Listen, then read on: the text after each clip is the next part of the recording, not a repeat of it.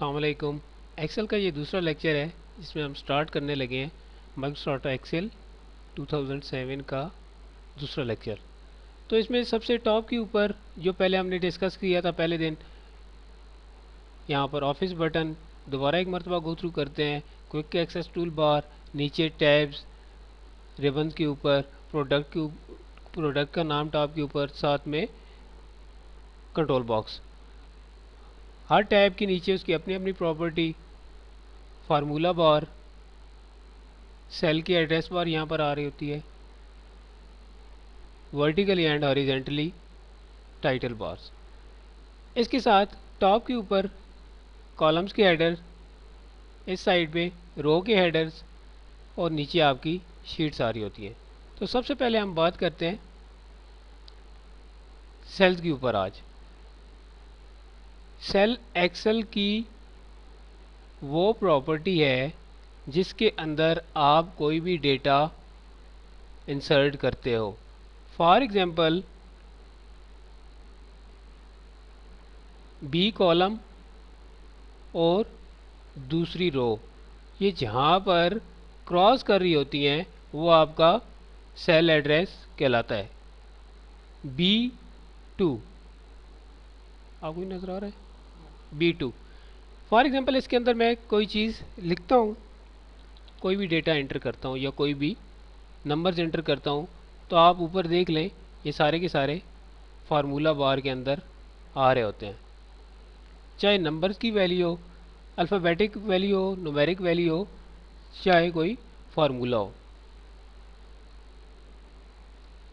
इससे आगे एक बात ख़ास तौर पे याद रखें कि आप जब भी कोई इसके अंदर नंबर्स एंटर करते जाते हैं या डेटा एंटर करते हैं तो वो ओवरलैप होता जाता है दूसरे सेल के ऊपर। बेसिकली फॉर एग्जांपल C3 के अंदर मैंने अपना डेटा डाला, तो इस सेल की प्रॉपर्टी है ये डेटा या ये नंबर या ये फार्मूला इसी सेल की प्रॉपर्टी है। ये ओवरलैप अगले सेल के ऊपर हो रहा है, लेकिन बेसिकली ये इसी सेल के अंदर आ रहा है। आप यहाँ पर देख सकते हैं, फॉर एग्जांपल मैं यहाँ पर गया, अभी आपको ओवरलैपिंग नज़र आ रही है, तो मैंने कोई और नंबर डाला तो वो ओवरलैपिंग यहाँ से ख़त्म हो गई और यहाँ पर आपको नज़र आ रहा है। दूसरी चीज़ ये कि यहाँ पर आप फॉर एग्जांपल सेल को सिलेक्शन में रख कर फार्मूला बार के अंदर जाकर जो भी चीज़ इंसर्ट करते हो वो ऑटोमेटिकली यहाँ पर भी इंसर्ट हो रही होती है।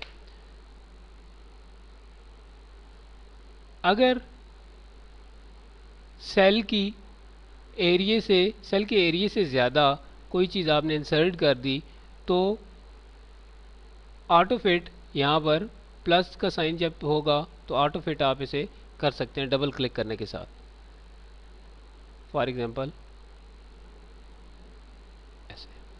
तो यहाँ पर देखिए आप इसी तरीके से बड़ा छोटा पकड़कर रोज़ को और कॉलम्स को